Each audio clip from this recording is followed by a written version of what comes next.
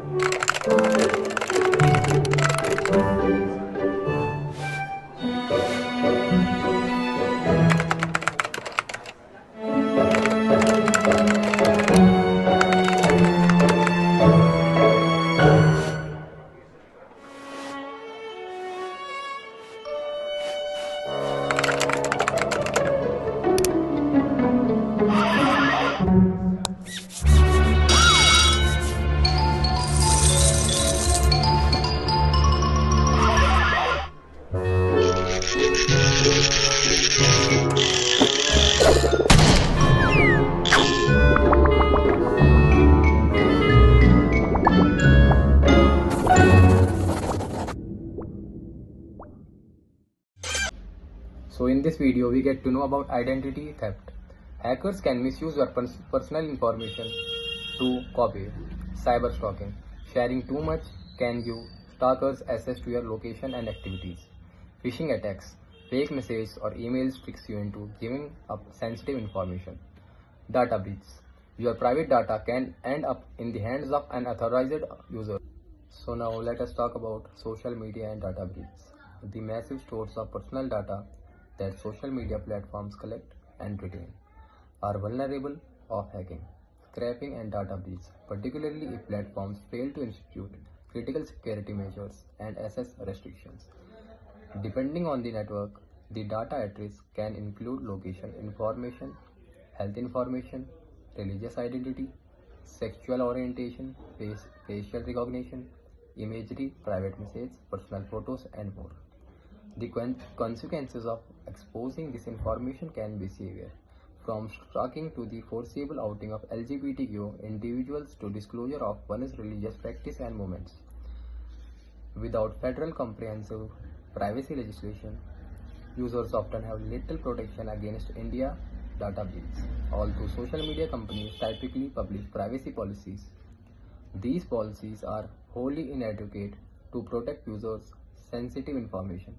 Privacy policies are disclaimers published by platforms and websites that are purported to operate as waivers once users consent to them.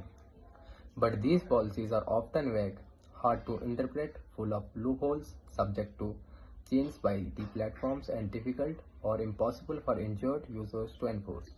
So now let us talk about Epic's work on social media privacy. For more than a decade, Epic has advocated before Congress, the courts, and the Federal Trade Commission to protect the privacy of social media users.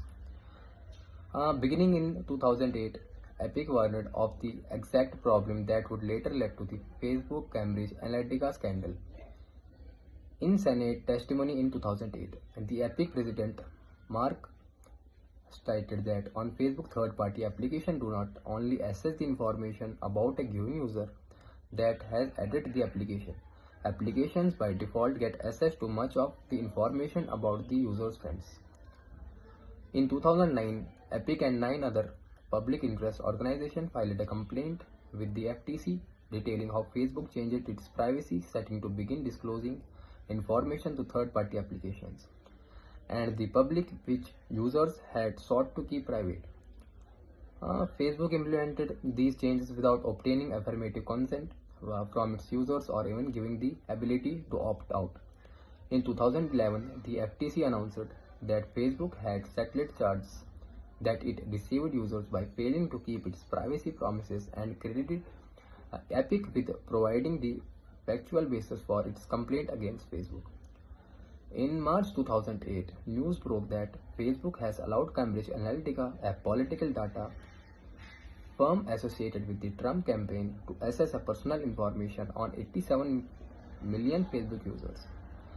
Epic and a consumer organization immediately wrote a letter to the FTC to investigate this disclosure of personal data. The groups made clear that by exposing users' personal data without their knowledge, consent, that Facebook has violated the consent order with the FTC, which made it unlawful for Facebook to disclose users' data without affirmative consent. The groups wrote that FTC's failure to enforce its order has resulted in unlawful transfer of 87 million users' records. It is that the FTC allowed this disclosure of America's personal data to occur, the FTC's failure to act not only privacy but democracy as well.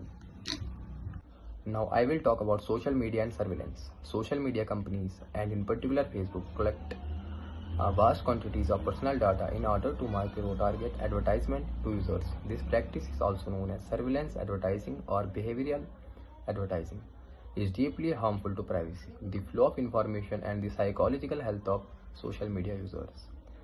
As former FTC Commissioner Rohit Chopra wrote in his Desert that FTC's 2019's Facebook order, behavioral advertising generates profits by turning users into products, their activity into assets, their communities into targets, and social media platforms into weapons of mass manipulation. Chopra went on to explain how surveillance advertising operates in Facebook's case. Now I will talk about social media and competition. Data collection is as the core many social media platforms business models. For reasoning managers and involving social networks pose acute risks to consumer privacy. Yet in recent years, platforms that have promised to protect your user privacy have been repeatedly taken over the companies that fail to protect user privacy.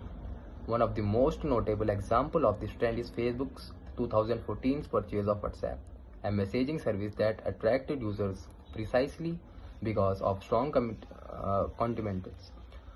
WhatsApp's founder stated in 2012 that we do not, and we will not ever sell your personal information to anyone. All through Epic and the Center of Digital Democracy urged that FTC to block the proposed Facebook WhatsApp detail.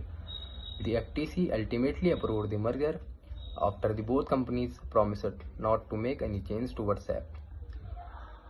However, in 2016, that it will begin that personal information of WhatsApp users directly, that their previous promises to honor user privacy authorized in the UEA fined Facebook 122 million in 2017 for making false representation about the company's ability to integrate the personal data of WhatsApp users.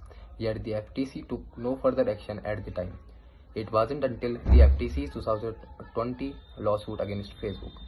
Final note, I would say that your privacy matters. Protecting it not just about security, it's about your freedom online.